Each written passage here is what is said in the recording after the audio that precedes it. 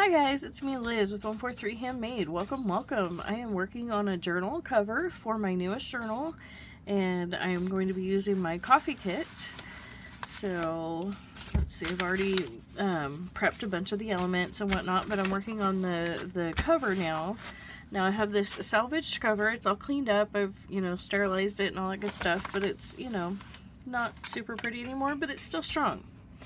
So what I did is I just took a brown paper sack, grocery sack, and I cut out a piece that's, it is too big. It is oversized, but instead of trying to deal with the entire, grocery sack under the camera, I did want to cut it down.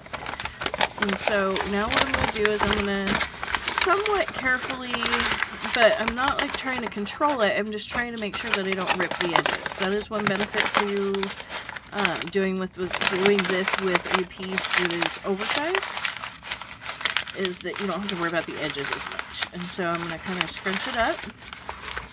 And now what I'm going to do is I have several different ink pads that I use to do this, but use whatever you like, whatever colorway you want to use. If you want to go for something a little more true to leather, you stick with a little bit of black, not a lot. I actually tend to start with the black and finish with the black, and it adds a depth of color to the piece. And so that's all I'm doing here is I'm just taking my black and knocking, just running it over the edges, and not even all of the edges. See, there's a lot that didn't get, didn't get ink on it. And so now what I'll do is I'll stretch it out, because I just wanted the black to kind of give it a little highlight. I don't really want a lot of black in it. And see, now I'm going to kind of stretch it out, but I'm not like laying it flat yet. It's still really crinkled. I've got a lot of valleys, hills and valleys, and I'm taking this as a dark brown, and I'm just running it over the top. And you just do this with as many colors as you like, and crinkling it and then stretching it out and crinkling it and stretching it out as many times as you like until you get the depth of color that you want. And so I will be right back.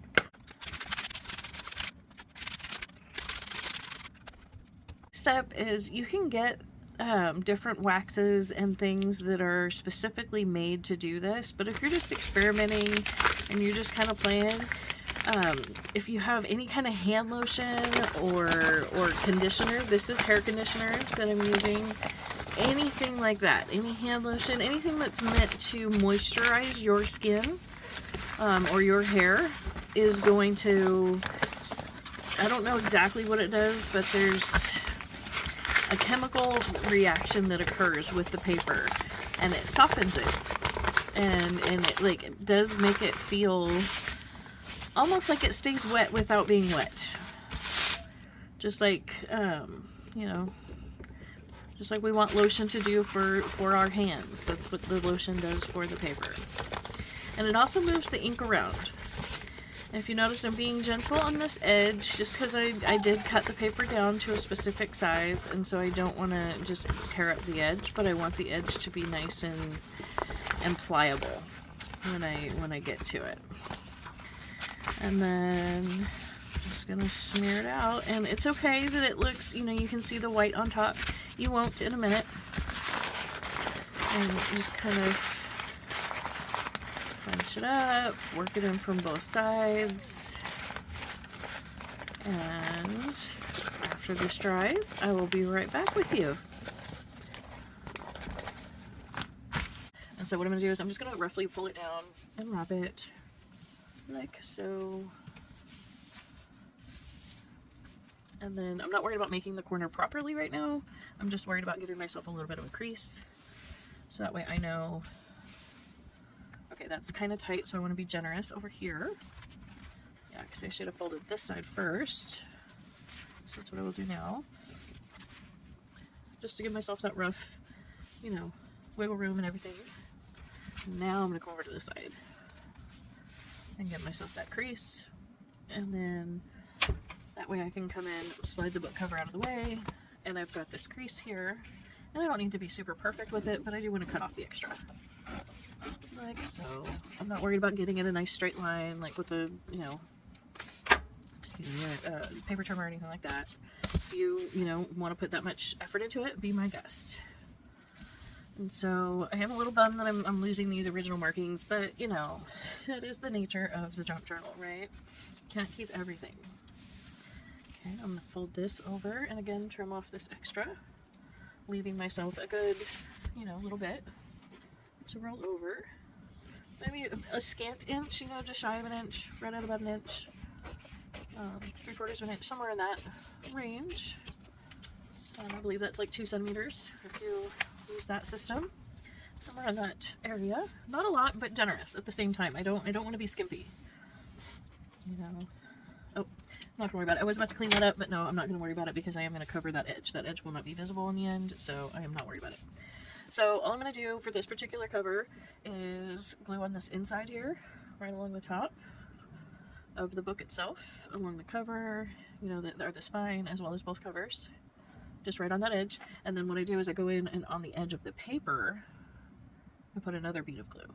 That way, wherever the paper lands, excuse me, it's going to be glued well, you know? It's going to work out nicely. Excuse my sniffles today. It's a bad allergy day.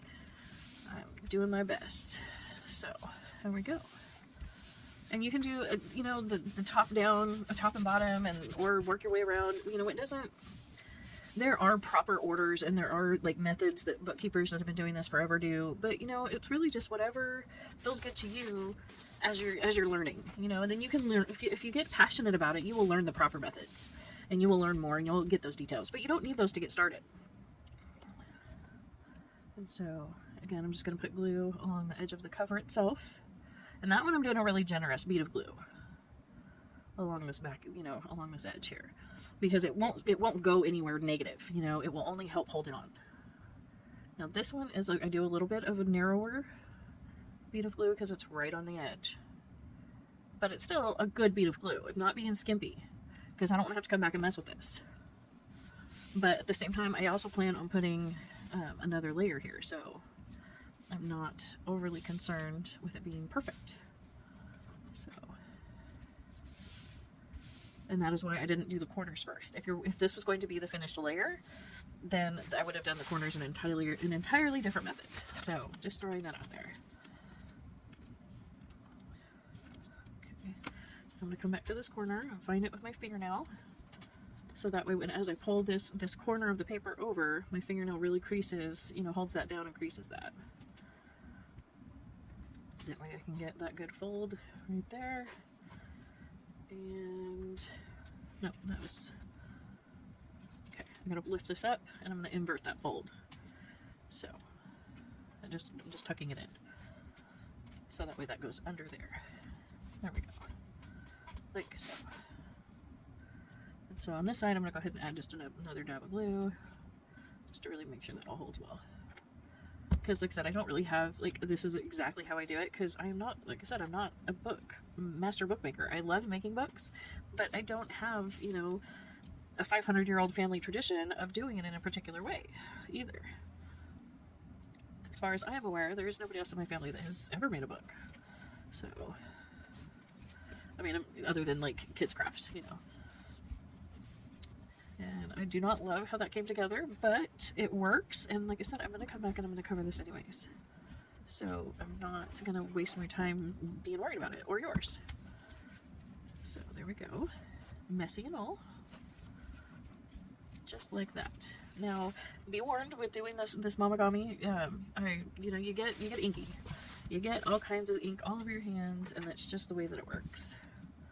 And I left this a little bit longer than I needed. So I'm going to come in here and trim it again. You know, don't overthink it. If you need to get some paper out of your way, get some paper out of your way. It's okay that you didn't cut it exactly right the first time. That's totally fine. Let's see, by pulling this up, it allows this corner to come in and do the 45 thing. But it's not a necessary step if you don't want to do it.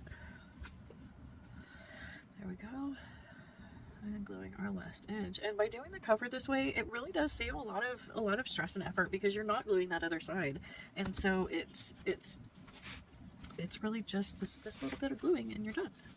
and you've now covered this journal. And if you're this book cover, and if you're careful, you know, and you trim these edges really nice and you make sure your corners are nice, you know, that gives you options that on this one I'm not taking, because I am going to cover that up. I plan to trim that out, and so I'm not concerned with making this perfect. But if you wanted to just have this be your final layer, you totally could, and I will do another video on how to do that at another time.